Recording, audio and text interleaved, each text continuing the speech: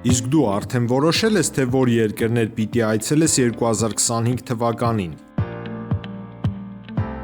Եթե դու էլ ես հոգնել օրեր շարունակ հարցումների անպատասխան մնալուց, դիմիր Travel with N տուրիստական գործակալություն։ Սպասեցնել չեն տա, անմիջապես կստանաս լավագույն առաջարկները, տուրփաթեթներ, ավիատոմսեր, հյուրանոցների լայն ընտրանի, էքսկուրսիաներ, սոցփաթեթի սպասարկում եւ ամենակարևորը՝ 24/7 ձևաչափով բարեհամբույր սպասարկում։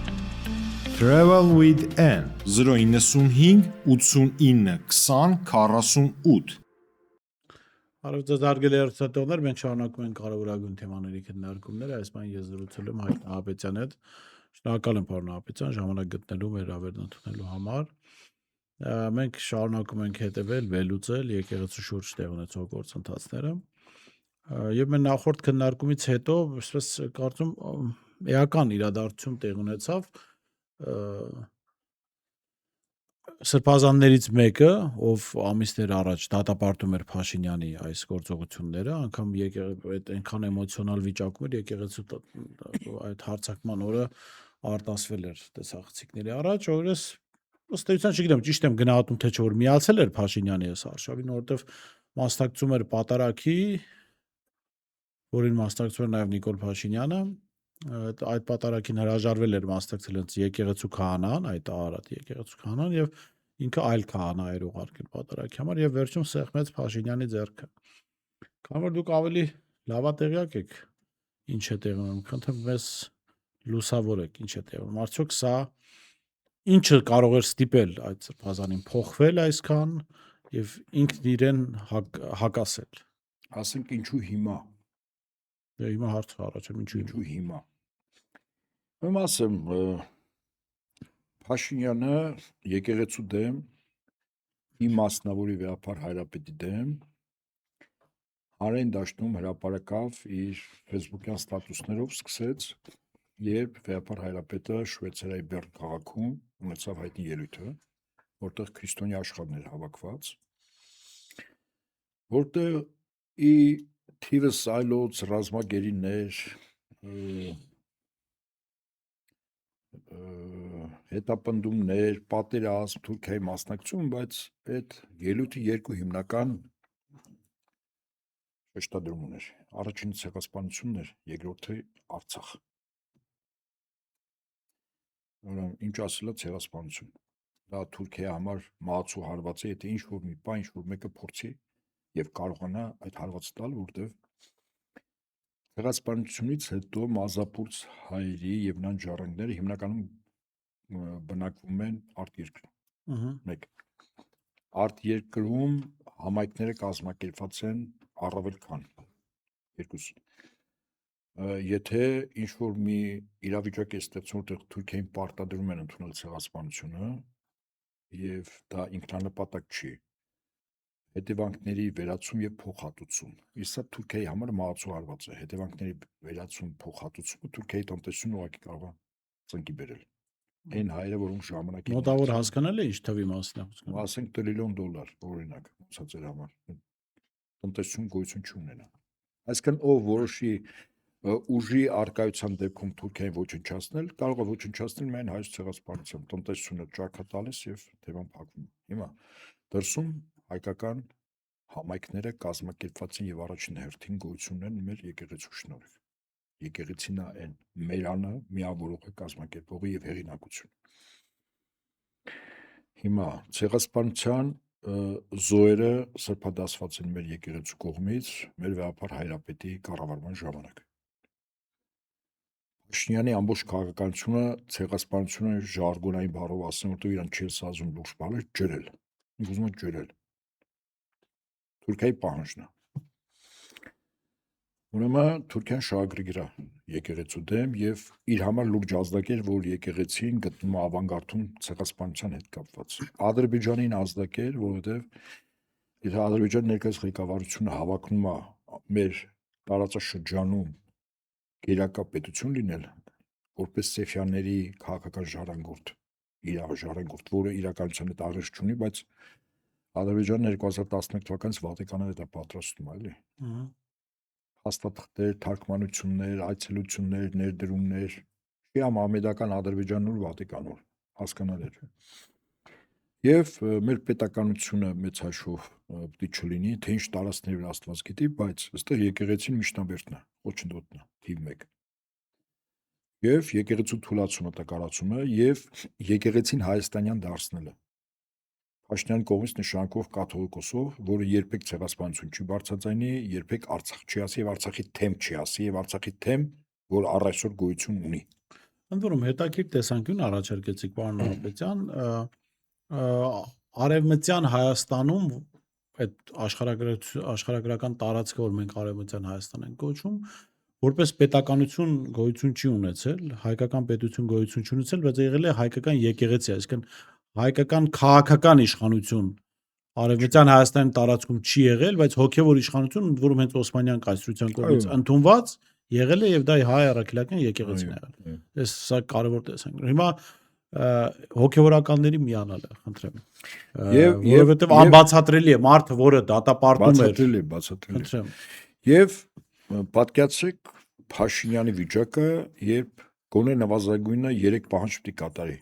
Ջրել ցեղասպանությունը, 300,000 ադրբեջանցիներ վերադարձ, որի քարոզչական հողը նախապատրաստեց շրջայցերով, այսպես կոչված հասարակական դաշտի, հա, անդամների Ադրբեջանից Հայաստան, Հայաստանից Ադրբեջան։ Եվ փաստացի եկեղեցին հիմա թիրախավորված է։ Այլ առաջին, որը փորձում էր Փաշինյանը հանձնարարությունը կատարել մայր աթոռի վրա գրոհելով։ Եթե հիշում եք իր առաջին հայտարարությունը մեծ զանգված Էշմիածնի կենտրոնական հրապարակ եւ բնականաբար մտնելու էին, ասելու են գնում ենք ըստ զանգվածով, ասենք 5-10-15,000 մարդ մոմավառության, հասկանալի չէ, վերջնարդյունք ինչ է լինելու։ Սա ձախողվեց, որովհետեւ Փաշինյանը ամենայն հավանականությամբ հաշվել էր, որ կյանքի խոսքի ու վկաներ կազմակերպությունների տասնյակ հազարավոր անդամներ կմասնակցեն։ Փառք Աստծո, որ այդ երկու կազմակերպությունների ղեկավարները շատ ավելի խորագետ գտնվեցին, քան էս պարզամիտը։ Պաշտոնապես հայտարարություն տարածեցին, այսպես եթե հակիրճ ասեմ, նա շխատը սկրայ է, մենք չենք մտնել այդտեղ։ Ուրեմն այդ առաջին ձախողումը։ Երկրորդ Փաշինյանը փորձեց ամուսնացյալ քահանաների մասին հիշում եք, որ խոսում էր, որ ամուսնացյալ քահանաների հավաքագրում։ Մեր մի քանի 100 քահանաներից ընդամենը 3-ը ձախողվեց։ Երրորդը մեծ զանգված, այլևս հույս չդնելով ոչ կյանքի խոսքի վրա, ոչ Եհովայի, ոչ այլ կազմակերպությունների, այլ իր վարչական ռեսուրսների եւ մեր եկեղեցու որոշ հետևորդների։ Դրա առաջին փորձը հոկտեմբեր 26 Հովանավանք։ Մենք տեսանք ակնհայտորեն տապալվեց։ Երկրորդ փորձը նույն Հովանավանքում տապալվեց։ Թալինում տապանվեց։ Այսինքն ինքը հասկացավ, որ գլխականակով են օպերացիան, որ հավաք գրող մայրաթուր չի լինելու։ Այսինքն 3 ծախողում արձանագրում ենք սա։ Հիմա 4-ը ականների պայթեցում, ընդ որում բարձրաշրջան հոգևորականների, որով նպատակ է հետապնդում ստեղծել ղեկավար կազմի, ասենք եպիսկոպոսատ ժողով, թեմակալ առաջնորդներ։ Կառավարման ճգնաժամ։ Այո, շատ ճիշտ եք։ Եվ այդ փոքրամասնությունով օրակարգ բերել, ենթադրենք եպիսկոպոսատ ժողով հրավիրել, իդեպ այսօր ժամի 4-ին այդ ժողովն է, հրավիրել եւ ասենք վեապարի հրաժարականի հարց դնել, թեև դա աբսուրդ է, որտեղ վեապարը նախընտրված է 1/3 հոգևորականների, 2/3 աշխարհականների պատվիրակների կողմից ներկայացուցիչների։ Սա առաջին, երկրորդ, այսինքն շարքային հավատավորը չի ընտրում վեապարին, ինքը ընտրում է ներկայացուցիչ, որ ձայն է տալիս։ Ձայն իրավունք իրենք ունեն։ Եվ երկրորդ, վեապարը օցիալ է։ Անկամ վեապարը իրավունք չունի հրաժարական տալու, որտեղ ինքը դրանով բեկանում է Աստծո որոշումը, որտեղ ինքը սուրբ հոգով օցիալ է, իսկ սուրբ հոգով օցիալ մարդը իրավունք չունի այդ վճռը բեկանել։ Այսինքն, երբ օրակարգ են բերվում հրաժարական, ասում անգամ ինքը ինչքան ցանկանա իրավունք չունի։ Մի օրինակ բերեմ, Պոլսո, այսինքն կա միայն մահվան հանգամանք։ այո, Պոլսո պատրիարք Մուտաֆյանը հիվանդ էր, ծանր, բայց ստատուսը իրեն էր։ Մեր 4 նվիրապետական աթոռներից մեկի ղեկավարը մնաց մինչև մահ, կար տեղապահ, բայց ինքն էր ստատուսը կրողը, պարզ է, չէ՞։ Այսինքն չկա այդ դա, այո, միայն այդ դեպքը։ Հիմա ականների պայթում, որտեղ ճգնաժամ տի ստեղծի։ Առաջին ականը ուրեմն Աբրամ Սրբազան Վայք, ինձ համար զարմանալի չէր, որտեվ ես 2018-ին երբ առաջին փորձ արվեց, Վեհապար Հայրապետին կանգեց անելու իրենց կարճ նոր Հայաստան, նոր Հայրապետ շարժումով, որոշակի այսպես մոլորյալ սրբազաններ կային, չերևացող, բայց քանի որ գոյութենական կռիվ մենք պարտավոր ենք իմանալ ովքեր են։ Մեկը ես մասնապես իմացել եմ, այդ անձանց մեջ եղել է նաև Աբրահամ Սրբազանը։ Իդեպ մի Սրբազան, որը կար կեսից ներողություն խնդրեց, ապաշխարություն ամբողջ կյանքում է սխալի անում, խոսքս Միքայել Հաճապահյանի մասին է։ Հիմա Աբրահամ Սրբազան եւ ակնհայտ էր մի քահանա, որը գտնվեց, որտեղ Վեհապար հորանունը կարգի խախտումով, խորհրդի խախտումով չարտասանվեց պատարագի ժամանակ, այսինքն պատարագի խորհուրդը խախտեց։ Հիմա շատ են ասում Գևորգ Սրբազանի մասին, ես քանի դեռ հոգևորական ներողության են որևիցե անվանարկում, որևիցե խիստ բառ չեմ ասի, բայց ուղղակի գնահատեմ արարքի մոտիվացիան։ Գևորգ Սրբազանին անձներ, որ 2018-19 երբ Մայրաթորի Վեհապարի դեմ շարժում կար, առաջին շարքերում էր, եթե ոչ առաջինը։ Ըստ տեսագրությունները այնտեղ սերկեցվածքը գիտեմ, հա, այսինքն իր բնական վիճակը դա էր։ Առավել եւս, որ իր անձի հանդեպ բավականին այդպես ուսուցչի կարգավիճակ էր որդեգրել եւ կյանքում իրականացել Վեհապար Հայրապետը։ Այդ անձի ստացած կրթությունը, մտերմությունը Վեհապարի ընտանիքի քրոջ տղայի, որ հիմա նստած է Արագածոտնի թեմի առաջնորդ Մկրտիչ Սրբազանի հետ շատ մտերիմ, հա։ Ինչպես ասում են, Մկրտիչ Սրբազանի մոր ձեռքից էլ հաց կերած։ Եվ իր կեցվածքը 18-19 շատ բնական էր։ Ընդդեմ բոլորյանց, ովքեր որ Վեհապարի ու եկեղեցու դեմ են։ Բայց հատուկ ծառայությունները, այդ թվում նաև ցանկացած երկիր ներքին ծառայությունը, ինչպես է մարդկանց ստիպում անել այն, ինչ այդ մարդիկ չեն ցանկանա անել։ Ես չեմ կարծում, որ Գևորգ Սրբազանը այդպես 24 ժամվա ռեժիմում մտածում է, թե ոնց պիտի դրսևորվի այս իմաստով, հա։ Բայց փաստ մնում է փաստ, որ կան որոշակի վարկաբեկիչ նյութեր, եւ այդ նյութերով հնարավոր է եղել ճնշել այդ Պարոն Ապետյան, այդ փաստի մասին հետաքրքիր է, որ հենց Գևորգ Սրբազանի այս կերպափոխումից առաջ ԿՊԱ-ական падգամավոր Լիլիթ Ստեփանյանը հայկական ժամանակի եթերում հայտարարեց հետևյալը. մենք ունենք ԱԱԾ-ն հավաքել է կոմպրոմատներ, դրանք դրված են սեղանին եւ այն հոգեվորականները, ովքեր չեն ուզում հայտարարվել, պիտի միանան իշխանության օրակարգին։ Եվ հետո տեղի է ունենում սա։ Ես այստեղ իհարկե կրկնակի ավելի զգուշավոր եմ հոգեվորականների մասով, որովհետեւ գնահատական իհարկե չեմ կարող տալ, քանի նրանք գործում են եւ եկեղեցին իրենց կարգավիճակը ընդունում է, բայց այդ կոմպրոմատները միջև ուր կարող են տանել։ Այսինքն եւ սա արդյոք եկեղեցուն չպիտի հնարավոր առիթ տա մտածելու ինչ որ ձև չեզոքացնելու այդ կոմպրոմատները։ Եվ ինչպես կարելի է չեզոքացնել։ Այդ կոմպրոմատները չեն չեզոքացվել։ Կոմպրոմատը կա, այսինքն եղել է արարք, որը խոցելի է դարձրել արարք կատարողին, չեզոքացնել հնարավոր չի։ Դե ոչնչացնես, բայց եթե դա որոշակի հանրային նեղ շրջանակում լսարան ունի, դա ոչնչացնել է առ-ոչինչ։ Նույն իսկապես վիճակը այդպես շարքային վիճակներից չի։ Ես կարծում եմ, այսպես ընտրությունը ինքն է կատարում իր սխալի համար, երբ իր դեմը դնում են, ինքն է որոշում կայացնում։ Ընկրկել, ինչպես եղավ, թե այդքանով հանդերձ, ասենք, անել քայլ, որը վնաս չտա եկեղեցուն, թե ինչ քայլ այլ հարց է։ Կարող է մարդ ասում է, ես իմ կարգավիճակից հետ եմ կանգնում։ Սա էլ է չէ տարբերակ։ Տարբերակ է։ Բայց որպեսզի իրենով վնաս չտան եկեղեցուն, Վեհապար Հայրապետին, չէ՞։ Ընտրությունը այդ անձանց է։ Պարոն Ապետյան, մի բան էլ,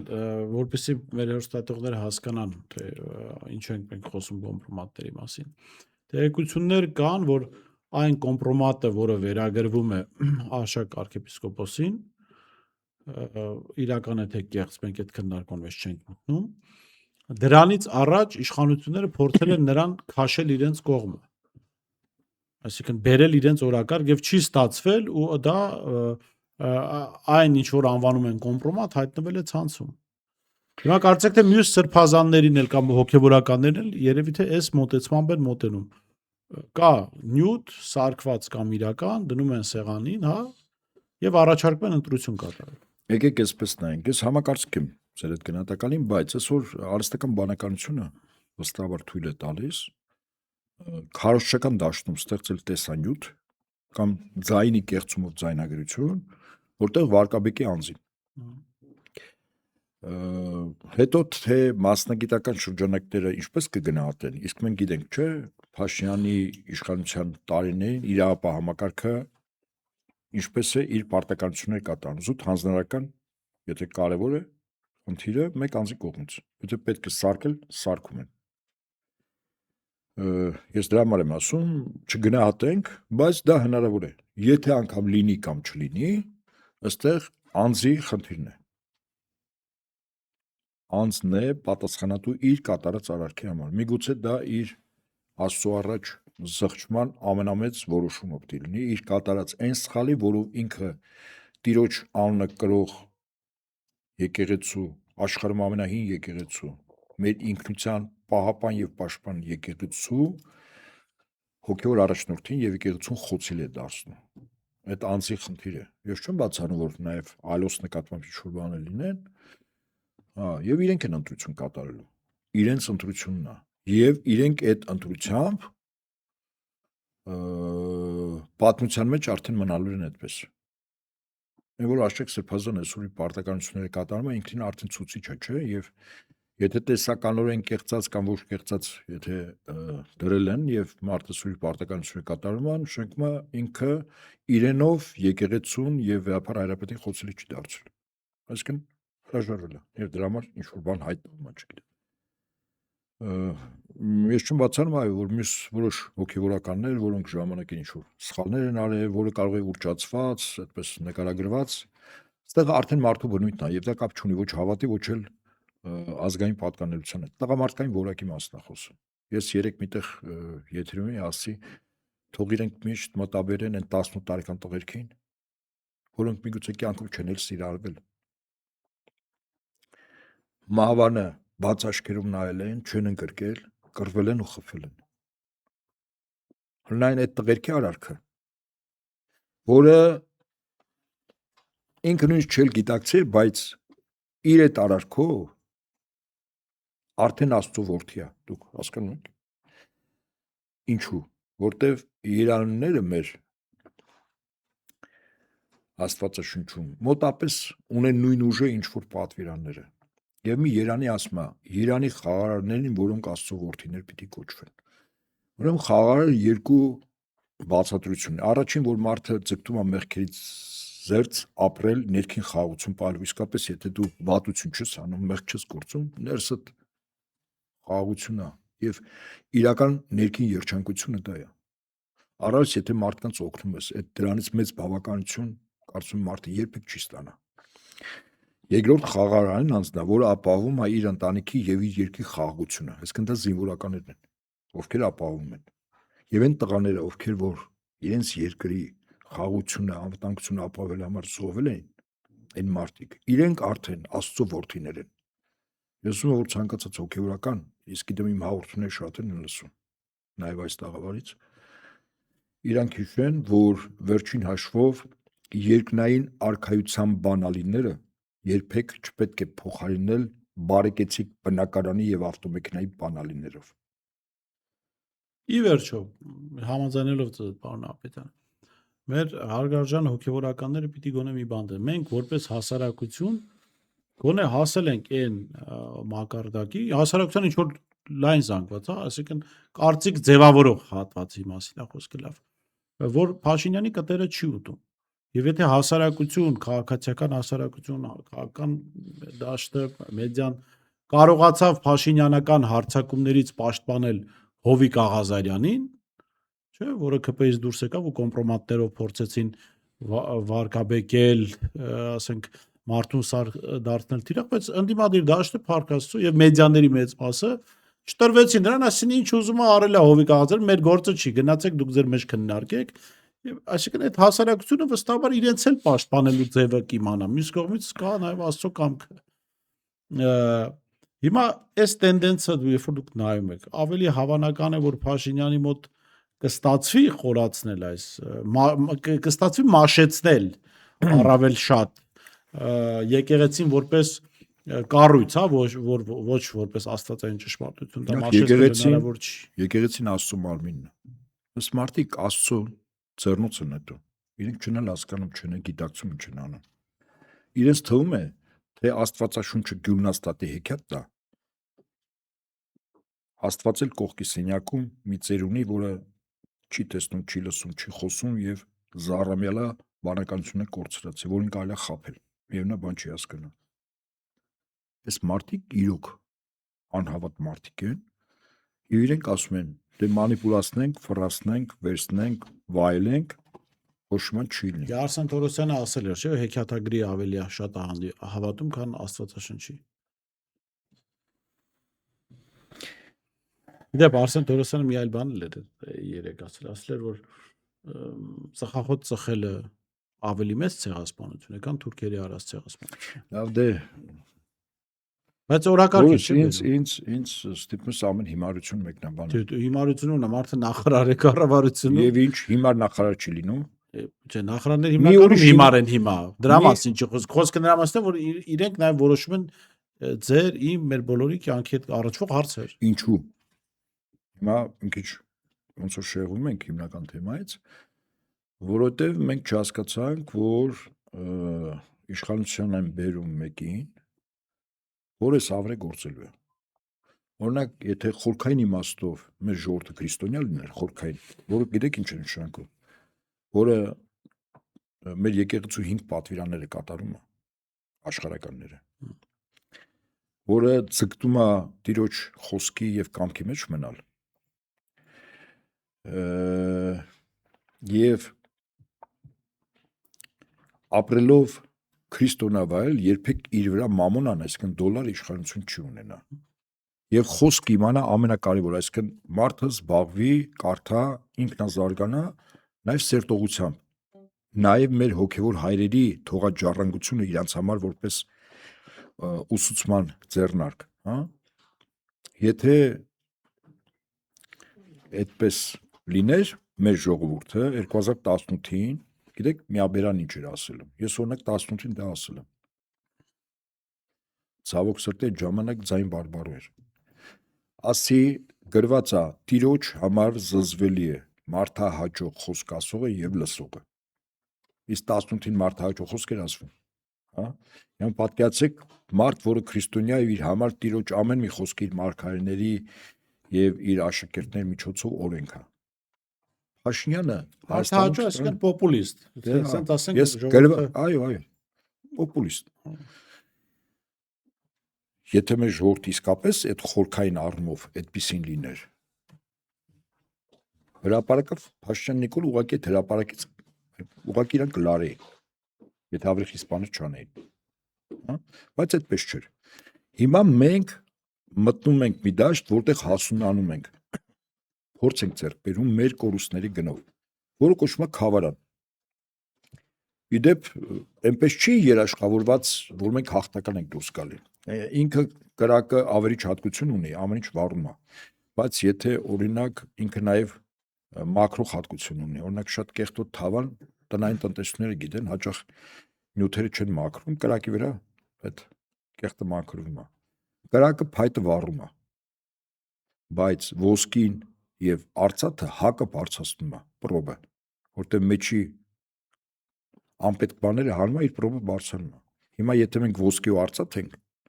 մեր պրոբը բարձրանալու է կորուստներից հետո որոշակի մաս պակասելու է։ Եթե մենք փայտ ենք, վառվելու ենք, այսպես։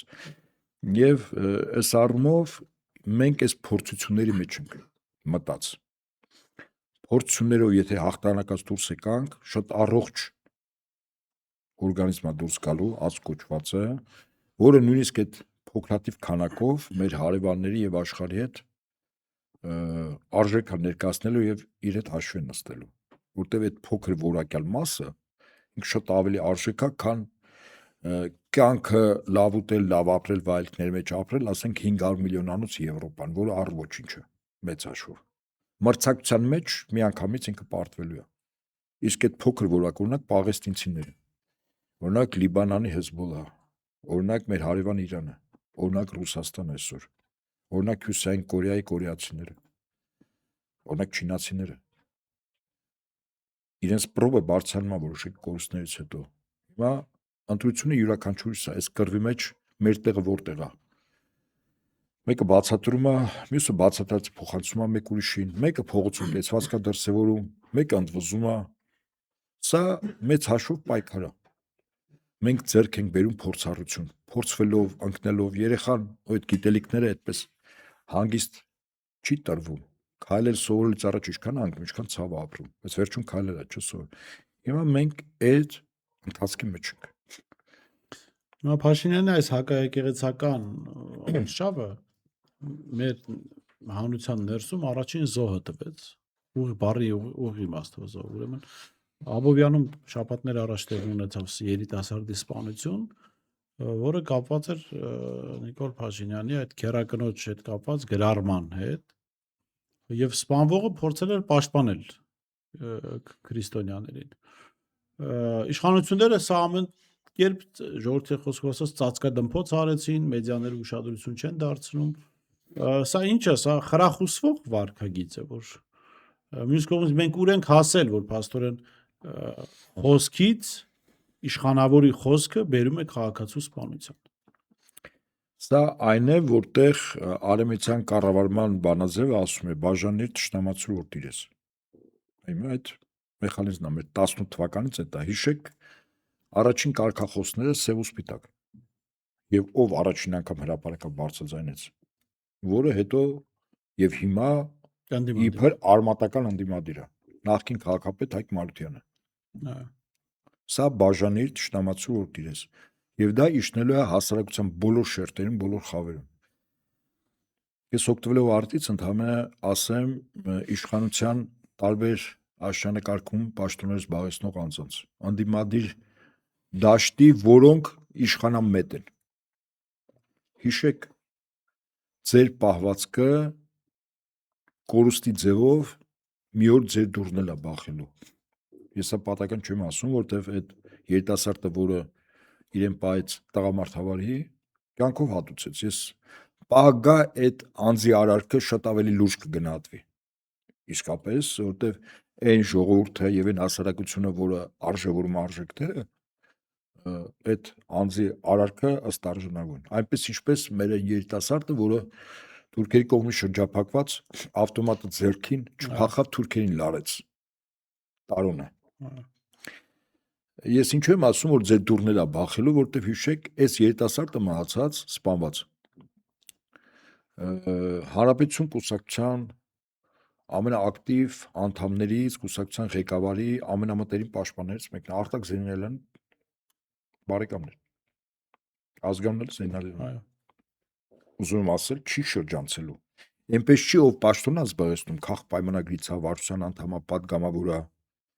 իշխանամետ կուսակցության անդամա, ձեր դուրը բախվելու է։ Այս ցավ, այս կորուստը բոլորիդ դուրը մեկինը կարող է դուրը բախի հետ գնա, մեկ ուրիշին կարող է բախի ու ներս մտնի, ոնց որ Արտակին եղավ։ Ես Արտակին 90-ականների սկզբներից գիտեմ, էլի։ Միասին ծառայել ենք, բուժվարչության պետ ա եղել, մտերիմ, ես նորմալ հարաբերություն եմ իր հետ ունեցել, բայց ընտրությունը մարդուն է։ Հիմա դուք ընտրել եք մի ճակատագիր, որով այդ կորուստները ունենալու եք։ Ցավոք սրտի այդպես է, ժամ առաջ այդ կորուստները, որ ամեն մեկի դուրը չբախի, ժամ առաջ այդ ճարիքից պետք է ազատ լինի։ Ճարիքի Հայաստանում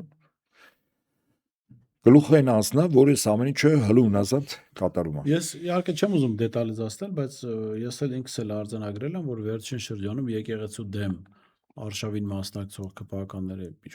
վթարների են ենթարկվում, ծնողները մահվան դեպքեր եղան, հա։ Մի հրապարակներ կարծեմ գրել, որ մեկով եկեղեցու դեմ այդ արշավին էր մասնակցել հենց բանից Հովանավանկից դուրս գալուց հետո էր վթարի ենթարկվել, այսինքն սրանք գուցե թվան, որ մի քիչ բան են, Պատահական։ իրականության հետ կապ չունեն, պատահական։ պատահականություններ են, բայց չէ, մարդիկ իսկ ցանել են, այն էլ հնձելու են, եթե գնում են Աստծո տան վրա, Տիրոջ ինչի պիտի բնութագրիչներից սպասեն։ մեկը գիտեք նաև որն է, պատահականությունը։ Այսինքն պատահական ոչինչ չի լինում։ Ամեն ինչ պատճառ հետևանքային կապի մեջ է։ Այլ բան է, որ մենք այդ պատճառ հետևանքային կապը չենք տեսնում։ Եվ երբ որ չենք տեսնում, ասում ենք այս դեպքը եղավ պատահական։ Չի լինում։ Դեպքը լինում է կոնկրետ պատճառների որպես Այո։ եզրահանգում։ Իդեպ մեր կրոնում էլ ասում են առանց Աստծո կամքի ծառից ծառի տերև անգամ չի լինում, որ մնաց Իհարկե։ բայց լավ, ոնց մարդկանց խելքի բերենք։ Նա խելքի բերել գիտեք, առաջին հերթին նկատի ունեմ ԿՊԱ-ականներին։ Ոնց հասնենք այդ մարդկանց, որ հասկանան, որ իրենց են վատություն անում։ Ես կարծում եմ իրենցից շատերը հասկացել են ճնշող մեծամասնությունը եւ ունեմ գնահատման չափանիշ։ Ինչպես։ Հիշեք Հովանավանքի առաջին հավաքը Դևերի խնջույքին, որ մասնակցեցին, հոկտեմբեր 26-ն էր։ Եվ բնականաբար եւ կառավարության անդամներին եւ օրենսդիր մարմնի եւ քաղաք պայմանագրի վարչության անդամներին բոլորին անխտիր ասել որ ընտանիքներով գային։ 3 падգամավորի կառավարության 3 անդամ ցուցիչ է սա։ Չէ՞, ցուցիչ է, չէ՞։ Այսինքն այդ մնացածները կարմիր գիծ չեն անցնում։ Այսինքն խելքի եկած վիճակ է։ Այլ բան է, որ իրենք որոշակի պարտավորությունների ներքո են, որոշակի վարկաբեկիչ նյութերի իրանց վրա կա, ինչ որ գումար են կուտակել, ինչ որ մեկին օրենք խախտելու լավություն են արել եւ այլն, հա։ Բայց տեսեք Հովանավանքի այդ առաջին Դևերի խնջույքին սա ինձ համար հստակ ցուցիչ է։ Որտեղ այդտեղ եթե շատ մեծ թիվ լիներ, դա այն թևերն են լինել Փաշինյանի համար, որ շատ արագ կոնսոլիդացնելու էր վարչական ռեսուրսը եւ դեպի մայրաթուր։ Պարոն Ապետյան, գալով մեր զրույցի ամփոփմանը եւ վերադառնալով ոնց որ մեր զրույցի սկիզբ, որտեղ խոսեցինք թե հայրաքելական սուպ եկեղեցին ինչպիսի խանգարող հանգամանք է Թուրքիայի համար, հա։ Մենք գիտենք, որ Թուրքիայի կարծեմ փաստաթուղթ է ընդունել, եթե չեմ սխալվում 12 թե 11 թվականներին, որտեղ իրենց համար արձանագրված էր հիմնական խոչընդոտ, հայկական սփյուռք եւ հայ եկեղեցի, եւ դուք էլ արդարացիորեն նկատեցիք, որ եթե որևէ ուժ ունենա այնքան հնարավորություն միայն հայոց ցեղասպանության հարցով Թուրքիան կոչնչացվի, հա, ուղղակի որպես պետություն կդադարի գոյություն ունենալ։ Հիմա այս իմաստով, երբ որ այս իրադարձություն, այս տեսանկյունից ենք նայում, ստացվում է, որ Փաշինյանը որպես հայրենասեր Թուրքիայի հպատակ իրեն զոհաբերում է հանուն Թուրքիայի, որովհետև այն ինչ որ ինքան իրեն էլ օգուտ չի, որպես անձ։ Ճիշտ եզրահանգման եմ գալիս, թե ոչ։ Օգուտը պետք է տարբեր տեսանկյունից նայել։ Օրինակ իր մոտիվացիան որն է այս ամեն ինչի։ Եվ արդյոք մի մոտիվացիա կա լուրջ, թե մի քանի մոտիվացիա։ Մարդու արարքները գնահատելու, պատճառները վերլուծելու համար պետք է հասկանաս մոտիվացիոն դաշտ։ Շարժառիթը նպատակ ավելի թույլ է արտահայտում։ Մոտիվացիա բառը ամբողջովին է ներառում ամեն ինչ, էլի։ Ո՞րն է իր մոտիվացիան։ Ինքը ուզում էր, որ 44 օրային պարտվի, ասենք օրինակ։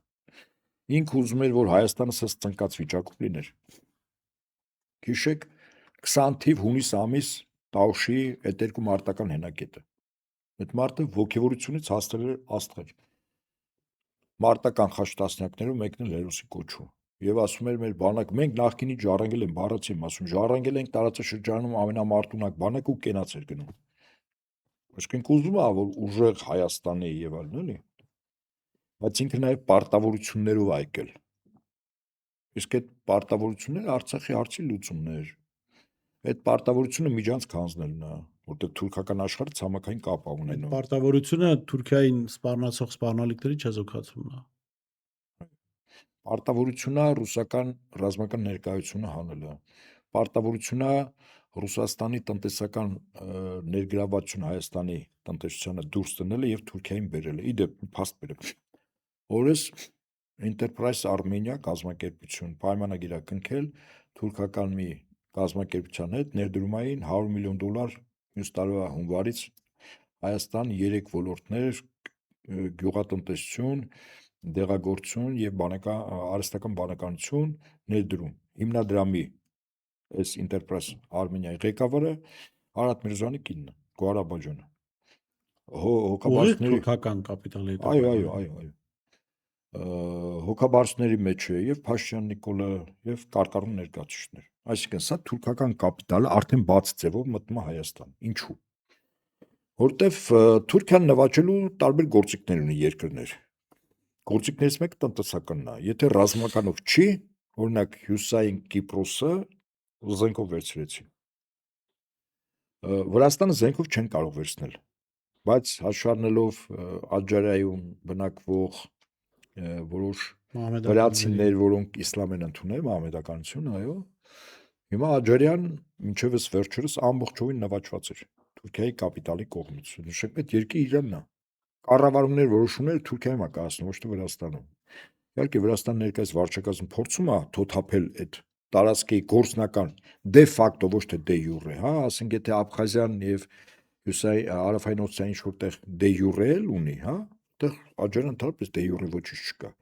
Բայց թուրքերը կարող գրավեն այսօր դե ֆակտո, վաղը վերցնեն դե յուրե։ Ասենք հանրակրվեն անո իրավիճակը ստեղծում, մարդիկ ասում են ուզում եք Թուրքիայի մասը լինել։ Առանց որ այդ տարածքը ժամանակի Օսմանյան կայսրության մասը եղել, հա։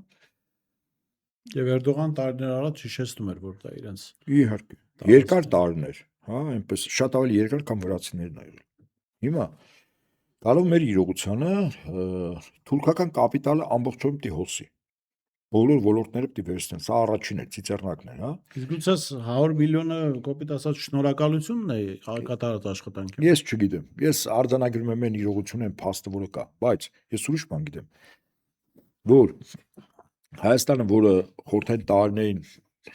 ռազմարդյունաբերական համալիրի առաջատար հանրապետություններից մեկն էր, հիմա դարձել է գյուղմթերք արտահանող երկիր։ Մեր գյուղմթերքը հիմնականում սպառվում է Ռուսաստանում։ Տեսականորեն պատկերացրեք, որ մեր գյուղմթերքը այլևս չսպառվի Ռուսաստանում։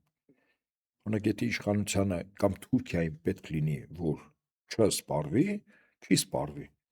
Ասենք այն ճանապարհները, որ մեր մթերքը դուրս է գնում Լարսով, ասենք կարող են ստեղծել իրավիճակ իշխանությունները, որտեղ չերևա առերևույթ, որ իրենք են այդ վիճակը ստեղծել, բայց այդ մթերքի, գյուղմթերքի մեծ մասը օրինակ փչանա, ասենք։ Կամ ամիսներով մեքենա ոլորտը ոչնչանա կորցնում։ Հիմա ի՞նչ է նշանակում։ Նշանակում է, որ գյուղացիները, որոնք հիմնականում գործունեություն ծավալում են վարկերով, ակնկալելով շահույթ չէ, որ փակեն։ Չի սպառվում, վարկը չի կարողանում փակել, գինը որն ալնելու, հողը վաճառելու։ Այսինքն Հայաստանում գյուղացիները ցողը կոպեկներով առնելու են, որոշ օլիգարխներ մանատներով ծախեն թուրքերին։ Այսինքն հողը գործնականում հողի օգտագործման իրավունքը առայժմ սեփականությունը օգտագործման 99 տարով իմն է։ Ես էլ Թուրքիայի քաղաքացի։ Կապ չունի, որ ես կարող է Թուրքիայի քաղաքացի լինեմ եւ ազգությամբ հայ։ Երբեք պետք չի շփոթել, հա։ Եվ որն էլ կարող է լինի Թուրքիայի արտաքին հետախուզության աշխատող։ Ինչ կապ ունի, որ ազգությամբ հայ է։ Եվ հետեւաբար Թուրքիան հիմա իրականացնում է տնտեսական էքսպանսիա Հայաստան նկատմամբ բացել։ Վաղը, եթե այս գործընթացը չկասեցվեց, բայց սա կասեցվելու է։ Տեսականորեն ասեմ, ինչ գործընթաց կլինի։ Հայաստանում կստեղծվեն կուսակցություններ, որոնք բացահայտ կերպով ուղղակի Թուրքիայի շահը կսպասարկեն։ Հիմա արդեն քաղաքացիական հասարակություն կա։ Այո, ես կուսակցությունների Մնաց մասին, կուսակցություն։ որը խորհրդան մտնի։ Իդեպ ես հեծարի չեմ, որում նայեք Բուլղարիայում երկար տարիներ երկրորդ կուսակցությունը իր քաշային կարգով թուրքական է։ Եվ շատերը այդ կուսակցության անդամները Թուրքիայի քաղաքացի ազգությամբ թուրքեր են։ Դա իմիջիալոց այն ապագան, այն իրական Հայաստանը, որը փորձում է փաստորեն ստեղծել Փաշինյան իր տերերին։ Մենք այս իրականության մեջ ենք ապրում եւ այս ամեն ինչը յուրաքանչյուրս շատ վտանգի առումով շատ լուրջ պիտի գնահատենք։ Իսկ ինչ վերաբերում է մեր խոսակցության սկզբին, ասենք ինչու վեհապարի դեմ սկսեց, հա։ Անկախ նրանից բոլորս մեղավոր ենք, հա։ Այսպես։ Բայց երբ որ վեհապարի կարգավիճակն է հարվածում, որտեղ ինքը Շվեյցարիայի Բեռն քաղաքում հանձն գալիս կարգավիճակով։ Մեր եկեղեցու հոգևոր առաջնորդ Նորին Սուրբ Օծուն Տեր Գարեգին ամենայն հայոց կաթողիկոս վեհապար Տեր։ Ստատուսն են իրանք ուզում ոչնչացնել։ Իմ կարծիքով եւ ամենայն հավանականությամբ այդպես կա, ենք փորձում են այս մեր 4 նվիրապետական աթոռները խառնել, օրինակ ստեղծել մի հատ նոր աթոռ Երևան կենտրոնում, օրինակ նոր կաթողիկոս իր կողմից նշանակված, որը երբևիցե երբևիցե որից ժամանակ, քանի ինքը եւ հետո իրանից հետո վերարտադրողները կան, երբեք ցեղասպանության հարց եւ Արցախ խնդիր չի բարձրացնում, դրանով թեման փակվում է։ Ու պատական չէ սահմանության հետ կապված քաղցարարներին, պետծարարներին հավաքեց, ասես նոր սահմանություն։ Իհարկե Թուրքիայի Ադրբեջանի պահանջն է, այդտեղ նաեւ անկախության հռչակագիրն է։ Այնտեղ նաեւ ես կարծում եմ, որ եթե իրավիճակը թույլ տա, չեզոք պետության ստատուս են դնել, որ Հայաստանից ռուսական զինական ամեն ինչ դուրս տնեն, պայմանագրերը չեղարկեն, հապկից դուրս գան եւ այլն։ Եվ ելնելով այս իրողությունից, ասում եմ, վտանգները առավել քան մեծ են, եւ որոնց մի մասը արդեն սպառնալիք է։ Իսկ մենք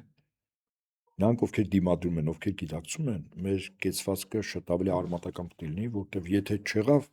եթե մենք մտածեցինք լավ Փաշինյան մի անգամ էլ վերընտրվեց, եթե իրավիճակ չի փոխել, բայց ես համոզված եմ, ես Ուկրաինայի հայտնի դեպքերից հետո իրավիճակը փոխվելու, եթե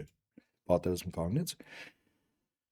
կարող ինչ-որ ժամանակ ուշ փոխվի։ Եթե սա վերարտադրվեց, ես ասում վտանգները շատ մեծ են։ Օրինակ մի առարկական վտանգ ասեմ, պատկացեք ռուսական զինական ներկայություն դուրս է գալիս, սա էլ հիմնավորվում է դե Թուրքիայի ճշտամի չենք,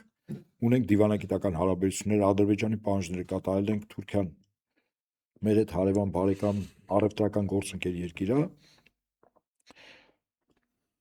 ամեն ինչ լավ է։ Թուրքիան գիտեք ինչ է ասելու, շատ կարճ ժամանակ։ Ասելու այն սահմանը, որ կա հայ-թուրքական, հայ-թուրքական չի։ Այդ սովետա-թուրքականն ա եղել, հետո Ռուսաստան, Ռուս-թուրքական էր։ այո, Ռուսաստան-Թուրքիա սահմանն է։ Հիմա մենք երկու պետություններով դի սահմանազատում սահմանագծում անենք։ Կարող են հիշել որ ընդհանրապես հայ-թուրքականը Ալեքսանդրապոլն է։ Ուրիշ պայմանագիր չկա, Բորիս։ Հայաստանի Թուրքիայի միջև կնքած վերջին պայմանագիրը Ալեքսանդրապոլի կամ Ալեկպոլի պայմանագիրն է։ Մոտ 10,000 քառակուսի կիլոմետր։ Էս էլ ձեզ Հայաստան։ Ասենք պատկացեք Ռուսաստանը ստե զինական առումով ներկայացած չի, հարավային Կովկասից դուրս է եկել։ Հունակ ինձ հետաքրքիր է Ռուսաստանի այդ օրինական նորից եմ կրկնում, Թուրքիայի օրինական պահանջը ով է խոչընդոտելու, անօրեն բան չկա, չէ՞, մարդ ճիշտ է ասում, պետության ղեկավարն ճիշտ են ասում։ 10,000 քառակուսի կիլոմետր, այստեղ կարող եմ միջամտի բանը, Ալիևը։ Էրդողանն ասի, ախր, բայց ես էլ Սեֆյանների ժառանգության տերն եմ, այս 10,000-ն էլ իմն է եղել։ Դա էլ ինձ տվեք։ Հասկանալի է, շնորհակալ եմ։ Ես եմ Անապետյան, իհարկե թեման դեռ շարունակենք շատ հետաքրքիր թեմայր այդ դրվագով, դեռ երևի թե զարգացումներ կլինեն Կիրակին հերրու չի։ Շնորհակալ եմ։ Եվս մեկ անգամ հիշեցնեմ զրուցում է Հայկ Նահապետյանի հետ, տեսություն կհանդիպենք։